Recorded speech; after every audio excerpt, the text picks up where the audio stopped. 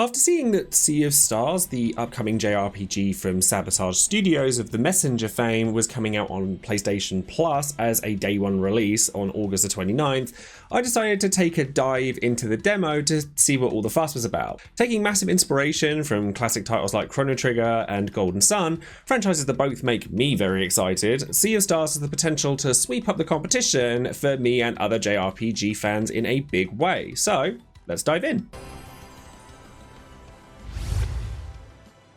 Set in the same universe as The Messenger, which is a very different kind of game, Sea of Stars follows Valerie and Zale, the children of Solstice with powers over the sun and moon, who need to come together to defeat the evil Fleshmancer and his monstrous creations.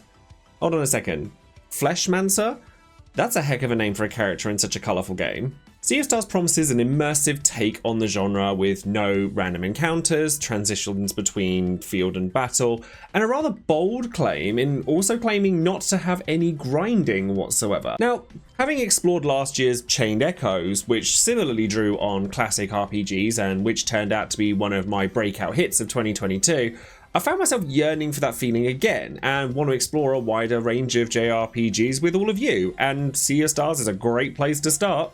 So going right into what I experienced with the demo, the first thing that hit me with it was its presentation. I have a huge fondness for pixel art, as many people do, and Sabotage Studio presents a gorgeous world with expressive characters, dynamic lighting, like beautiful lighting in this kind of game, and a map style that's very clearly heavily inspired by Chrono Trigger. Traversal felt easy, natural, and snappy, and the vibrant colours made it gorgeous to look at, but never made anything distracting and difficult to navigate. It's easy to see how the hugely positive reception of the visuals of the Messenger are expanded upon here. One thing that I appreciated with Sea of Stars is that it never pushed me into lengthy tutorials or 20-minute long cutscenes to try and set the stage. Something I've come to really focus on with my time as an RPG fan, certainly one of a certain age and certainly one who is a content creator for RPGs, is whether I feel like my time is being respected by the games that I play. There are only 24 hours in a day, and there are so many games coming out nowadays that it's easy to lose focus when so many games demand so much of your time. So games that can teach me through an example rather than force an information dump on me early on make me very happy, and Sea of Stars definitely does that. Combat was really intuitive, with command actions that reminded me of games like Super Mario RPG, Paper Mario, basically all of the Mario RPGs, where you increase your damage with well-timed button presses on strikes, reducing it by timing a button press with an oncoming attack for blocking, and playing basically Zelda's projectile tennis with certain attacks, giving the player a lot more agency than just simply selecting an attack from a menu. There were accessibility options available from the jump, presenting relics similar to those you'd find in a Metroidvania title that massively increased health and presented greater feedback for block and strike timings if you needed it, and further exploration of the demo after completion has you locate additional relics for even more customization. Within the demo, which only took me 60 to 90 minutes, I got a grasp on the controls, explored a town with some amazing references to the fact that I was playing a demo, such as masking certain bits of text to say spoilers, or not allowing me to see the names of certain things because spoilers. I actually love it when games are self-aware like that. It makes me really happy. And played the simple but repeatable fishing minigame, and I think minigames are a lost art in RPGs nowadays. Like, those kinds of distractions are stuff that I really like, something that breaks up the monotony of a lot of games. I know Final Fantasy 16 could have certainly done with some. Indulged in some very simple cooking mechanics. Now, cooking mechanics from games like Tales games, etc. normally make me groan when I see them, but the simplicity of just making healing items just was quite welcome, realistically, and explored what I assume to be the very first dungeon of the game, the Abandoned Wizard's Lab. And already, within that short time I spent with Sea of Stars, I quickly found its humour and heart all at once. The dungeon itself actually reminded me a lot of the opening hours of Golden Sun, exploring a singular puzzle that permeates the entire dungeon, in this case using light crystals to open different coloured doorways to explore, and picking up different crystals that you had to mix and match to make different coloured doorways so you could go and find items, or just simply progress through the dungeon, all culminating in a boss fight to show off the skills I'd learned throughout my time with the demo. Retro-inspired games like Sea of Stars are a massive thing in the video game industry nowadays, and there's a good reason for that. These games offer a unique blend of nostalgia whilst also bringing new cards to the table and innovations that appeal to people who both grew up, like me, with those kinds of games in the past, while also pulling in new players. Nostalgia is a very powerful drug.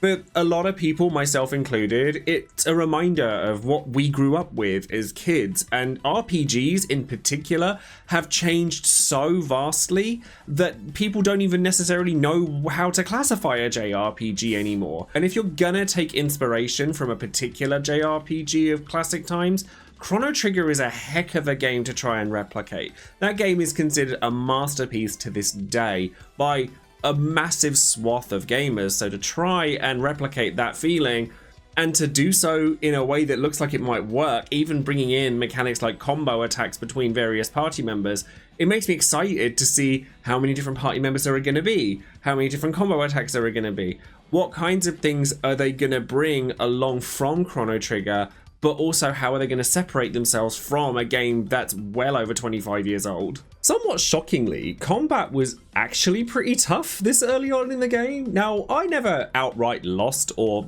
lost my entire party or anything, but my party members were frequently knocked out in basic fights, meaning the Sea of Stars actually seemed to balance its difficulty pretty well, making sure I learnt to understand interruption mechanics through attacking with certain attack types, and also nailing those block timings without ever making it feel like it was completely overwhelming. However, given that the game claims to have no grinding in it, which is a bold claim, I've not yet seen how that might come to pass. XP progression seemed pretty normal to me by JRPG standards, but then again I have only spent an hour or two with the game. I have to say, as things stand, even with the limited time I've spent with it, I'm glad I waited until now to play the demo for Sea of Stars, because I'm actually really excited for it, having had some experience with it, and don't want to have to wait any longer than the month I'm already having to wait for it, to wait until August 29th. And as somebody who's come to realise my adoration for this retro-inspired type of RPG, thanks to games like this and Chain Echoes, it could easily steal my heart amongst such big RPG hitters as we've already had this year. Are you excited for Sea of Stars? What other RPGs in 2023 are you excited to see in the coming months? Let me know in the comments below, as I've become really excited to start talking about a wider variety of games under this broad JRPG umbrella. Don't forget to like the video, subscribe to the channel for more Sea of Stars, Final Fantasy and JRPG coverage, and if you'd like to continue the conversation, come jump on my Discord or come chat to me on Twitch. I promise I don't bite, at least not unless I'm asked really politely. Or if you'd like to support the channel like these wonderful people as you can see on the screen now, and obtain a title card just like theirs as well as a plethora of other benefits, perhaps consider coming and joining in with my Patreon. I'm a full-time content creator and I do my absolute best to give back to those kind enough to support me, so thank you very much for checking that out in advance. I hope you've had a wonderful day, thank you ever so much for watching the video, and I look forward to seeing you in the next one. Take care, beautiful, hope you have a great day, bye!